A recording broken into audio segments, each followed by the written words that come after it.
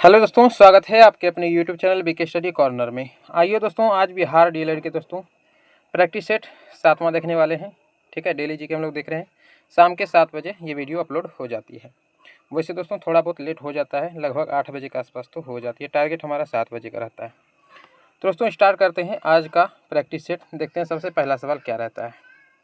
देखिए दोस्तों, सबसे पहला आपका सवाल है, आज भारत में जल विद्युत शक्ति लगभग योगदान करती है। ठीक है, उत्पादित कुल बिजली का कितना परसेंट, कहने का मतलब यहाँ पे 10% होगा। ठीक है, तो कितना परसेंट पूछा गया है, यानी कि जल विद्युत शक्ति का टोटल जो कुल उत्पादित बिजली है उसका कितना प्रतिशत जो बिजली है वो जल विद्युत शक्ति से आता है।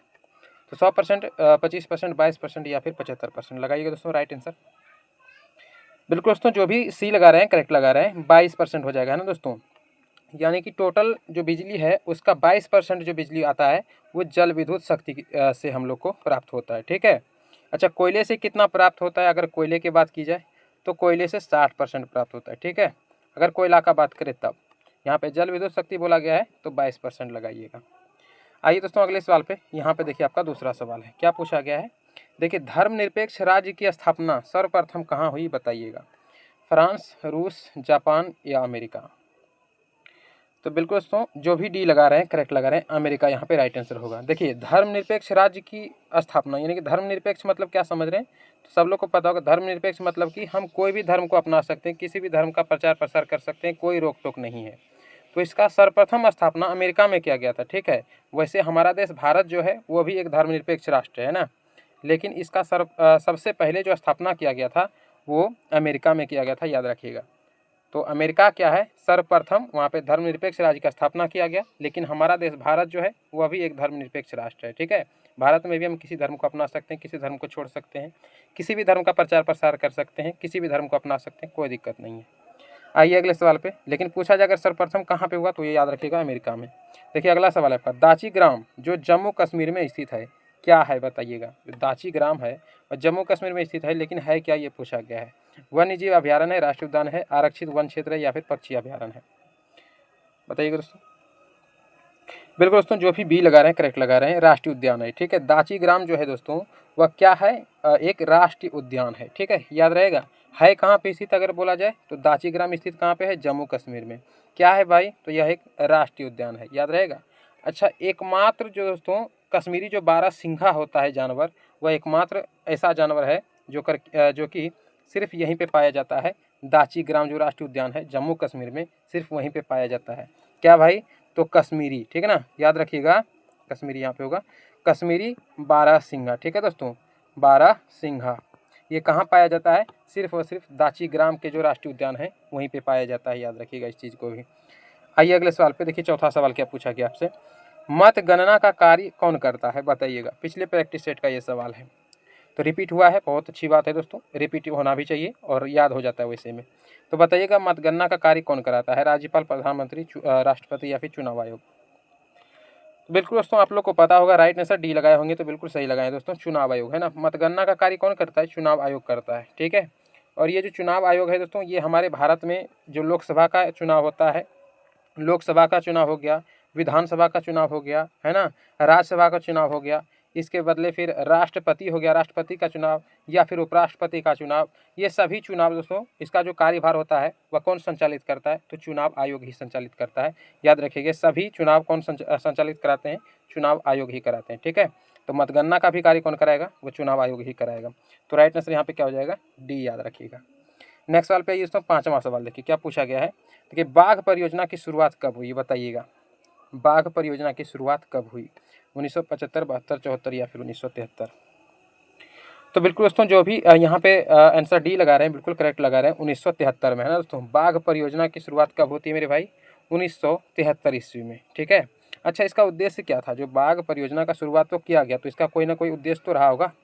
दोस्तों इसका उद्देश्य यह था कि बाघों की आबादी हमारे देश में बहुत ज़्यादा कम हो रही थी, उसी की आबादी में वृद्धि करने के लिए, ठीक है, इसकी शुरुआत की गई। ठीक है, तो शुरुआत कब की गई, 1973 में। तो इसका उद्देश्य क्या था, हमारे देश में बाघों की जनसंख्या थोड़ा बढ़े, इसीलिए बाघ परियोजना का जो है शुरुआत किया गया, याद रहेगा। आइए नेक्स्ट सवाल पे। देखिए छठा सवाल क्या है दोस्तों आपका, रूस जापान का युद्ध कब हुआ बताइएगा। 1902 इनमें से कोई नहीं, ले भाई इनमें से कोई नहीं, सबसे पहले दे दिया, गजब है। इसको तो यहाँ पे होना चाहिए ना डी में, खैर कोई नहीं, ये अजीब सेटिंग है बुक का। देखिए 1902 हो गया, इनमें से कोई नहीं। फिर है 1905 या 1907, बताइएगा दोस्तों राइट आंसर क्या होगा। तो बिल्कुल दोस्तों जो भी आंसर यहाँ पे सी लगा रहे हैं करेक्ट लगा रहे हैं, 1905 करेक्ट आंसर हो जाएगा। रूस जापान का युद्ध दोस्तों कब हुआ था? 1905 में हुआ था, ठीक है, याद रहेगा। रूस जापान का युद्ध कब हुआ था? 1905 में। अच्छा, रूस जापान का युद्ध तो हुआ था, इसमें विजयी सर कौन हुआ था? तो याद रखिए दोस्तों, इसमें विजयी जापान का हुआ था, ठीक है दोस्तों। इसमें विजयी कौन हुआ? विजेता कौन बना? जापान, और उपविजेता आपका रूस हो गया, ठीक है दोस्तों। 1905 में हुआ था रूस जापान युद्ध, जापान इसमें विजेता बनता है। आइए नेक्स्ट सवाल पे, अगला सवाल देखिए, 7वां सवाल।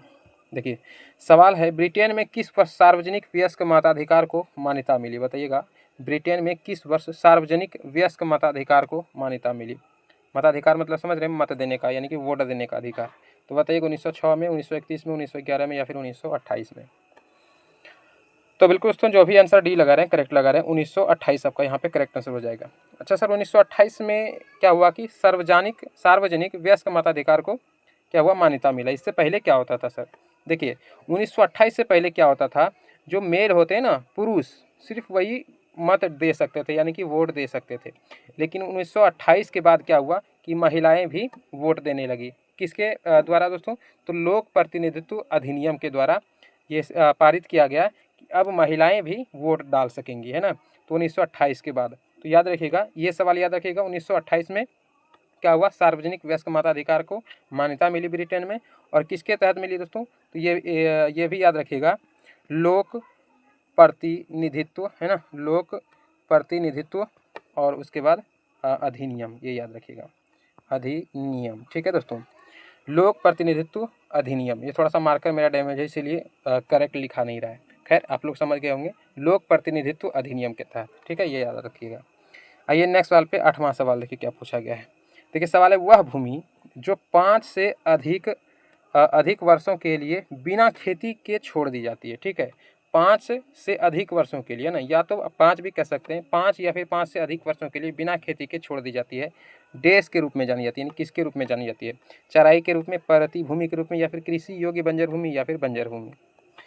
तो दोस्तों क्वेश्चन का कहने से ही पता चल रहा होगा, राइट आंसर यहाँ पे जो भी सी लगाए हैं करेक्ट लगाए हैं, राइट आंसर सी ही होगा, ठीक है। कृषि योग्य बंजर भूमि, यानी कि कृषि योग्य तो थी लेकिन बंजर भूमि, यानी कि उसे परती छोड़ दिया गया ना, तो सिर्फ परती भूमि नहीं कह सकते, उन्हें कृषि योग्य बंजर भूमि बोल सकते हैं, ठीक है। तो याद रहेगा दोस्तों, कृषि योग्य बंजर भूमि, ठीक है।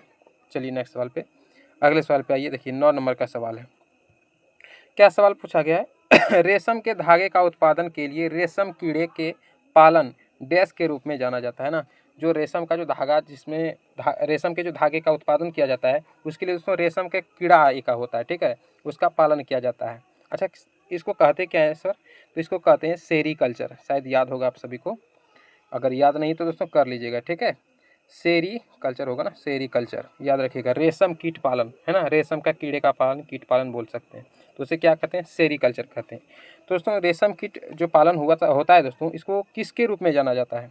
तो ऑप्शन के से ही पता चल होगा दोस्तों, सी यहाँ पे लगाए हैं, जो करेक्ट लगाए हैं, रेशम उत्पादन में, है ना दोस्तों। रेशम के जो धागे का उत्पादन होता है उसमें रेशम कीड़े का पालन होता है, तो रेशम उत्पादन के रूप में उन्हें जाना जाता है। अगर साइंटिफिक भाषा में बोला जाए तो सेरी कल्चर बोला जाता है। इस चीज़ को भी थोड़ा सा याद रखिएगा, ठीक है। नेक्स्ट सवाल पे आइए 10वें सवाल पे आइए। देखिए आपका अगला सवाल है, काली मिट्टी का दूसरा नाम क्या है? बताइएगा दोस्तों, काली मिट्टी का दूसरा नाम बताना है। लाल मिट्टी, बलुई मिट्टी, रेगुर मिट्टी, या फिर पर्वतीय मिट्टी? तो बिल्कुल दोस्तों जो भी सी लगाए हैं रेगुर मिट्टी, बिल्कुल करेक्ट लगा रहे हैं। काली मिट्टी का दूसरा नाम क्या हो जाएगा? रेगुर मिट्टी, ठीक है ना दोस्तों। अच्छा, काली मिट्टी सर किस चीज़ के लिए ज़्यादा उपयुक्त मानी जाती है? तो मेरे भाई लिख लेना, कपास के लिए। बहुत बार एग्जाम में पूछा गया सवाल, कपास के लिए सबसे उपयुक्त मिट्टी कौन सी होती है? काली मिट्टी, काली मिट्टी, है ना। तो इस चीज़ को याद रखिएगा। काली मिट्टी को क्या बोला जाता है? रेगुर मिट्टी बोला जाता है, यानी रेगुर मृदा भी कहीं पे लिखा होता है, ठीक है। तो मिट्टी मतलब मृदा ही होता है, आप सभी को तो पता होगा। तो काली मिट्टी को क्या बोला जाता है? रेगुर मृदा भी बोला जाता है, और वो दोस्तों कपास के लिए सबसे उपयुक्त मानी जाती है। आइए नेक्स्ट सवाल पे, कपास के लिए उपयुक्त मानी जाती है, इस चीज़ को याद जरूर रखिएगा दोस्तों। आइए देखिए अगला सवाल है, Tata iron and steel company की स्थापना किसने की थी? बताइएगा। जो Tata iron and steel company है, इसकी स्थापना कौन करता है? जमशेदजी टाटा, धीरू भाई बिरला, या फिर भीमाशा? तो बिल्कुल दोस्तों ऑप्शन से ही पता चल रहा होगा, राइट आंसर यहाँ पे ए जो लगाए हैं करेक्ट लगाए हैं, जमशेदजी टाटा ने। ठीक है दोस्तों, Tata iron and steel company की स्थापना जमशेदजी टाटा करते हैं। सर ये कब किया जाता है? तो याद रखिएगा दोस्तों, ये किया जाता है 1907 ईस्वी में। ठीक है, 1907 ईस्वी में Tata iron and steel company की स्थापना होती है, जमशेदजी टाटा करते हैं। और सर कहाँ पर करते हैं? तो ये करते हैं जमशेदपुर में। ठीक है, जमशेदपुर में ही इनका क्या होता है, स्थापना होता है, तो ये भी याद रखिएगा। चलिए नेक्स्ट सवाल पे। अगला सवाल देखिए 12 नंबर का। सर क्या पूछा गया सवाल में, नेपाल की सबसे लंबी नदी, तो बताइएगा नारायणी, घाघरा या फिर करनाली या फिर कोसी। तो बिल्कुल दोस्तों ऑप्शन सी जो लगा रहे हैं करेक्ट लगा रहे हैं, करनाली नदी है ना। नेपाल की सबसे लंबी नदी कौन सी है दोस्तों? करनाली नदी। थोड़ा सा मैप में देखें तो कहाँ पे है नेपाल, कुछ इस प्रकार से हमारा जम्मू कश्मीर वगैरह आता है, इधर से उत्तराखंड इधर हो गया ये, फिर यहाँ से कुछ इस प्रकार से आता है, फिर इधर पर आपका क्या हो गया दोस्तों, सिक्किम हो गया। तो ये जो भाग है दोस्तों ये क्या है आपका, नेपाल है ना। तो ये किधर से किधर बहता है दोस्तों, ये भी याद रखिएगा। तो इसका जो बहाव है दोस्तों वो उत्तर से दक्षिण है, तो इधर आपका नॉर्थ हो गया और इधर आपका साउथ होता है। तो ये उत्तर से दक्षिण की ओर बहती है। और दोस्तों इधर आकर के जो हमारा यूपी है, यूपी में दोस्तों जो गंगा नदी आती है, वो गंगा नदी में आकर के मिल जाती है। तो नेपाल की सबसे लंबी नदी है ये, देख सकते हैं उत्तर से दक्षिण बहती है, लेकिन फिर भी सबसे लंबी नदी ने माना गया है। तो याद रखिएगा कौन सी नदी है दोस्तों, करनाली नदी। ठीक है, तो ऑप्शन यहाँ पे सी करेक्ट होगा। देखिए इससे 2-3 पॉइंट याद रखिएगा, करनाली नदी नेपाल की सबसे लंबी नदी है, ये नेपाल में उत्तर से दक्षिण की ओर बहती है, ये भी याद रखिएगा। और उत्तर प्रदेश में आकर के गंगा में आकर के मिल जाता है। 3 पॉइंट याद रखिएगा। नेक्स्ट सवाल पे आइए, 13 नंबर का सवाल देखिए क्या पूछा गया सवाल में, बिरसा मुंडा ने ईसाई मिशनरियों पर कब हमला किया, बताइएगा। 25 दिसंबर 1899, 24 दिसंबर 1889, 8 जनवरी 1900 या फिर 25 दिसंबर 1900। बताइएगा दोस्तों राइट आंसर क्या होगा। तो बिल्कुल दोस्तों ऑप्शन बी जो भी लगा रहे हैं करेक्ट लगा रहे हैं, 24 दिसंबर 1989 ईस्वी पे 89 ईस्वी में है ना दोस्तों, बिरसा मुंडा ने ईसाई मिशनरियों पर हमला किया। सर ईसाई मिशनरियों पर आखिर हमला क्यों किया? तो देखिए बिरसा मुंडा का जो पारंपरिक संस्कृति की दोस्तों आलोचना करने लगे लोग है ना, जो ईसाई मिशनरी लोग हैं, ये दोस्तों बिरसा मुंडा का जो पारंपरिक संस्कृति है दोस्तों, उनकी आलोचना करने लगे। और देन क्या हुआ दोस्तों, 24 दिसंबर 1989 में क्या हुआ, बिरसा मुंडा ने ईसाई मिशनरियों पर हमला कर दिया। ठीक है, तो याद डेट याद रखिएगा 24 दिसंबर 1989। चलिए नेक्स्ट सवाल पे, अगला सवाल देखिए दोस्तों 14 नंबर का सवाल। देखिए सवाल है, लोकतंत्र में शासन कौन करता है? पिछले प्रैक्टिस सेट का रिपीटेड सवाल है। सम्भ्रात वर्ग, फिर क्या है, न्यायाधीश, जनता या फिर प्रधानमंत्री। तो दोस्तों जो पिछला प्रैक्टिस सेट लगाए होंगे बिल्कुल उन्हें पता होगा है ना, क्या होना चाहिए, जनता। ठीक है, लोकतंत्र में शासन कौन करता है? जनता ही करता है। जनता ही चुन के भेजता है ना कि भाई शासन किन को करना है, यानी कि किसे वहाँ पे जा करके, जैसे प्रधानमंत्री किसको बनाना है, या फिर ये हो गया जैसे मुखिया जैसे होगा, मुखिया का भी चुनाव हो गया तो किन्हें करना है, मुख्यमंत्री किसको बनाना है ना। तो ये सब कि कौन चुनता है? तो हमारे जनता ही चुनता है ना, हम ही लोग चुनते हैं, तो हम लोग जनता हो गए। तो वही बोल रहा है लोकतंत्र में शासन कौन करता है, तो एक्चुअल में जनता ही शासन करता है। ठीक है, तो जब भी आए ऐसा सवाल तो कभी भी प्रधानमंत्री या फिर उपराष्ट्रपति और राष्ट्रपति नहीं करने लग जाइएगा, राइट आंसर जनता ही लगाइएगा। ठीक है, लोकतंत्र यानी कि लोगों का शासन, लोगों का तंत्र है ना, लोगों का शासन। तो जब लोगों का शासन है तो जनता ही तो होगा ऑप्शन, तो राइट आंसर सी लगाइएगा। चलिए नेक्स्ट सवाल पे, 15 नंबर का सवाल देखिए क्या पूछा गया, जूट उद्योग के सबसे अधिक कारखाने कहाँ मिलते हैं, बताइएगा। महानदी तट पर, हुगली तट पर, या फिर ब्रह्मपुत्र तट पर, या फिर कोसी नदी के तट पर, बताइएगा। तो बिल्कुल दोस्तों यहाँ पे बी जो लगाए हैं करेक्ट लगाए हैं, हुगली तट पर। ठीक है दोस्तों, जूट उद्योग का सबसे अधिक कारखाना दोस्तों हुगली तट पर मिलता है। सर हुगली कहाँ है? तो सबको दोस्तों मालूम होगा हुगली कहाँ है, कोलकाता में ना, पश्चिम बंगाल में। तो याद रखिएगा पश्चिम बंगाल आपका यहाँ पे करेक्ट आंसर होगा। पश्चिम बंगाल के हुगली तट पर जूट उद्योग के सबसे अधिक कारखाने मिलते हैं, याद रखिएगा। चलिए नेक्स्ट सवाल पे, अगला सवाल देखिए 16 नंबर का सवाल क्या पूछा गया है सर, भारत में कैबिनेट शब्द का प्रयोग है ना, कैबिनेट यानी कि जो कैबिनेट है, कैबिनेट शब्द का प्रयोग पहली बार किस संविधान संशोधन में किया गया, बताइएगा। 44वां, 31वां, 46वां या फिर 42वां। तो बिल्कुल दोस्तों ऑप्शन ए जो भी लगा रहे हैं करेक्ट लगा रहे हैं, 44वां। ठीक है, याद रखिएगा भारत में कैबिनेट शब्द का प्रयोग सबसे पहली बार 44वां संविधान संशोधन के अंतर्गत किया गया। ठीक है, ये याद रहेगा दोस्तों। अच्छा सर कब किया गया, ये डेट तो होगा ना सर इसका, तो याद रखिएगा 1978 ईस्वी में। ठीक है, 1978 ईस्वी में 44वां संविधान संशोधन के अंतर्गत सबसे पहले कैबिनेट शब्द का प्रयोग किया गया, याद रहेगा। ठीक है, नेक्स्ट सवाल पे आए, देखिए दोस्तों अगला सवाल, 17 नंबर का सवाल पे आ जाइए। देखिए सवाल है आपका दोस्तों, भारत में नई आर्थिक नीति है ना, नई आर्थिक नीति की घोषणा कब की गई बताइएगा। 1991, 1989, 1993 या फिर 1997। तो बिल्कुल दोस्तों राइट आंसर क्या लगाइएगा, हाँ जो भी ए लगा रहे हैं करेक्ट लगा रहे हैं दोस्तों। 1991 ईस्वी में, याद रहेगा ना। भारत में नई आर्थिक नीति की घोषणा कब होती है दोस्तों, ये होती है 1991 में। सर क्यों होता है नई आर्थिक नीति की घोषणा, तो देखिए भारत की जो अर्थव्यवस्था था ना वो काफ़ी संकटमय था, है ना। तो भारत की अर्थव्यवस्था को आर्थिक संकट से बाहर निकालना था, उसे बाहर निकालना था, उबारना था। तो नई आर्थिक नीति को घोषणा इसलिए नई आर्थिक नीति की गई ताकि जो है भारत की अर्थव्यवस्था में थोड़ी सी सुधार हो सके। तो ये कब किया गया था दोस्तों, तो याद रखिएगा 1991 ईस्वी में नई आर्थिक नीति की घोषणा कब की गई, 1991 में आपका राइट आंसर हो जाएगा। क्यों किया गया बता दिए, तो भारत में जो अर्थव्यवस्था है भारत की उसको थोड़ा सा बेहतरीन करने के लिए। चलिए नेक्स्ट सवाल पे आइए। भारत में स्थित लोनार झील किस प्रकार का झील है बताइएगा। जो भारत में स्थित लोनार झील है वह किस प्रकार का झील है, गोखुर, लेगुन, क्रेटर या फिर हिमानी झील। तो बिल्कुल दोस्तों ऑप्शन जो भी सी लगा रहे हैं करेक्ट लगा रहे हैं, एक प्रकार का क्रेटर झील है। ठीक है, भारत में स्थित लोनार झील जो है दोस्तों वो एक प्रकार के क्या है, क्रेटर झील है। सर यह झील स्थित कहाँ है, तो दोस्तों याद रखिएगा ये महाराष्ट्र में स्थित है। ठीक है, भारत में तो है ही, तो भारत के महाराष्ट्र में स्थित है। और महाराष्ट्र में कहाँ सर, तो महाराष्ट्र के बुलगाड़ा, है ना, याद रखिएगा ये बुलगाड़ा जिला में। ठीक है दोस्तों, महाराष्ट्र के बुलगाड़ा जिला में स्थित है क्या, क्रेटर झील। कौन सा दोस्तों, लोनार झील। लोनार झील एक प्रकार का क्या है, क्रेटर झील है। ये महाराष्ट्र के बुलगाड़ा जिले में स्थित है, ये भी याद रखिएगा। और इसका निर्माण दोस्तों, इस झील का निर्माण उल्का पिंड के गिरने से हुआ था, ये भी याद रखिएगा दोस्तों, काफ़ी बार पूछा गया सवाल है। उल्का पिंड के गिरने से कौन से झील का निर्माण हुआ है, लोनार झील का। कहाँ पे स्थित है दोस्तों, महाराष्ट्र के बुलगाड़ा जिले में। है तो भारत में लेकिन किस राज्य में, तो महाराष्ट्र के बुलगाड़ा जिले में। एक प्रकार का क्या है दोस्तों, क्रेटर झील है, याद रखिएगा। चलिए नेक्स्ट सवाल पे 19 नंबर के सवाल पे आइए। देखिए सवाल है आपका, यूसेफ मैजनी ने गुप्त भूमिगत की स्थापना की यंग यूरोप नामक समाज में, यानी कहाँ पे किया गया ये पूछा गया है। वियना, बर्न, ब्रुसेल्स या फिर मार्सिले, बताइएगा दोस्तों। तो ऑप्शन बी जो भी लगा रहे हैं आपका करेक्ट हो जाएगा, बर्न, है ना दोस्तों। यूसेफ मैजनी ने गुप्त भूमिगत की स्थापना की कहाँ पे की दोस्तों, तो याद रखिएगा बर्न में किया था, है ना।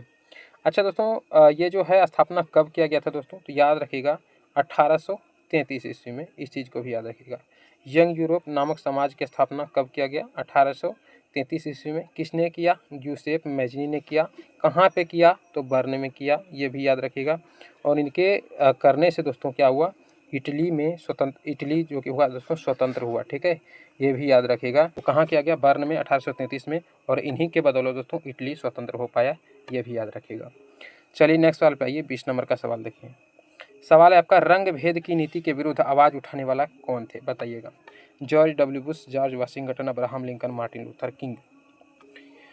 तो बिल्कुल दोस्तों ऑप्शन डी जो भी लगा रहे हैं करेक्ट लगा रहे हैं, मार्टिन लूथर किंग आपका करेक्ट आंसर हो जाएगा। रंग भेद की नीति के विरुद्ध आवाज़ उठाने वाले व्यक्ति मार्टिन लूथर किंग। ठीक है, याद रहेगा।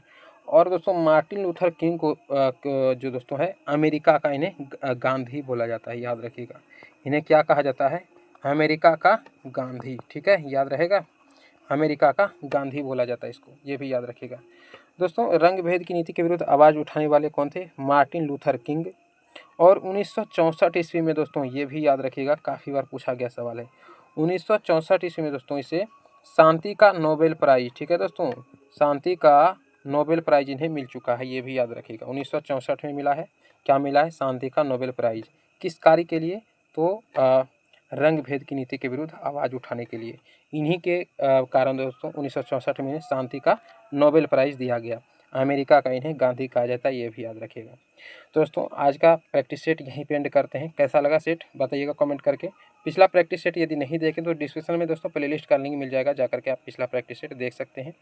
चैनल पर दोस्तों सब्सक्राइब करके बेल नोटिफिकेशन को ऑल पर सेट कर लीजिएगा, ताकि कल यदि नेक्स्ट हम जो प्रैक्टिस सेट 8वां अपलोड करें तो आपके पास नोटिफिकेशन पहुंच जाए।